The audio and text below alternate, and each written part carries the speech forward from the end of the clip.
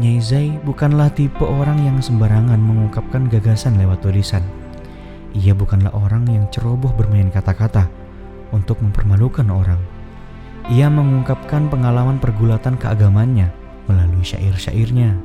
Ia mengabadikan wirid-wiridnya melalui buku-buku. Dalam karyanya Syair Isra Mi'raj, Nyai Zai mengungkapkan latar belakang dan hal-hal yang berkaitan dengan peristiwa yang amat menggemparkan itu. Nyai Zai dengan bahasa Maduranya yang lugas mengulas dengan lantunan bait-bait yang rapi dan indah.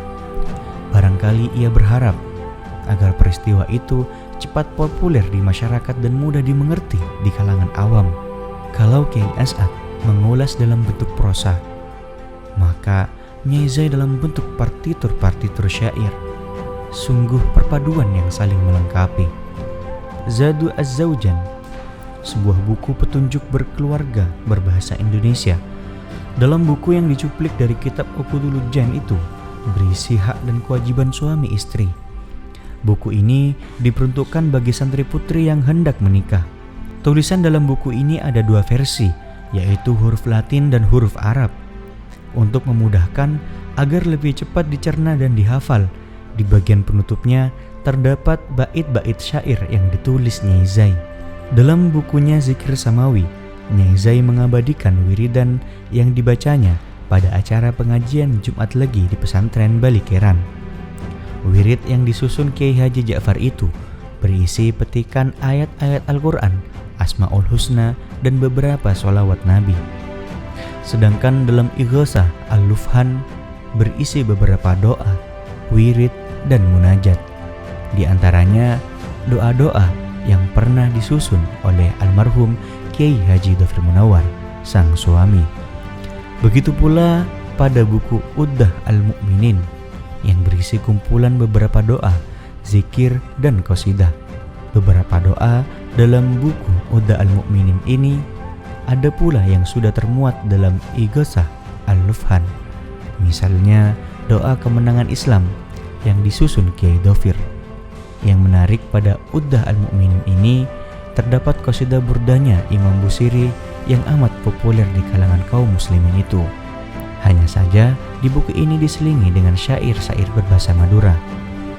Pengulangan beberapa materi doa tersebut juga terdapat pada bukunya yang lain, yaitu Ad-Diyah wa Azkar. Dalam kitab ini juga berisi beberapa bacaan sebelum dan sesudah sholat maktubah. Di samping itu, terdapat bacaan dan tata cara sholat sunnah seperti tarawih, istikharah, hajat, dan sholat sunnah lainnya. Riyad Al-Jinan, buku yang memuat beberapa doa, aurat, dan sholawat. Yang menarik pada buku ini, terdapat beberapa doa yang Nyai Zai peroleh dari beberapa ulama. Misalnya dari Kiai Holil Bangkalan, Kiai As'ad Samsul Arifin, Kiai Dhofir, dan beberapa ulama lainnya. Doa tersebut juga disebutkan tata cara dan khasiatnya. Umpamanya agar cerdas dan cepat dalam menangkap pelajaran, memudahkan mencari rezeki, menghilangkan stres, dan lainnya. Buku doa yang lain, misalnya doa perjalanan ke Mekah dan Madinah. Doa ini penting bagi para jamaah haji. Doa ini berasal dari Kiai Dhofir Munawwar. Sedangkan bagi yang berkeinginan ke Mekah dan Madinah, jangan kecil hati, sebab Nyai Zai memberikan amalan doa di buku ini yang berasal dari Kiai Holil Bangkalan. Beberapa kitab yang disusun Nyai Zai tersebut, itulah yang sampai sekarang yang berhasil kami lacak. Kami tidak mengetahui persis jumlah karya tulisnya. Masih ada pula manuskrip tulisan tangan yang belum terpublikasikan. Misalnya materi-materi pidato Nyai Zai yang lumayan tebal. Nyai Zai sebagaimana Kiai As'ad ternyata seorang sosok penulis. Walau yang ditulisnya berupa buku-buku kecil yang bersifat praktis, dengan buku-buku tersebut Nyai Zai akan tetap dikenang ratusan tahun mendatang oleh orang yang membaca karyanya. Profil seorang penulis inilah yang barangkali luput dari pengamatan kita tentang Nyai Zai dan Kiai As'ad. Namun agaknya sekarang banyak pula santriwati yang mengikuti jejak Nyai Zai dalam bidang kepenulisan. Walau yang ditulis berupa puisi, cerpen, dan novel yang berisi ungkapan pengalaman dan impian di balik dinding pesantren yang cukup tebal dan kokoh.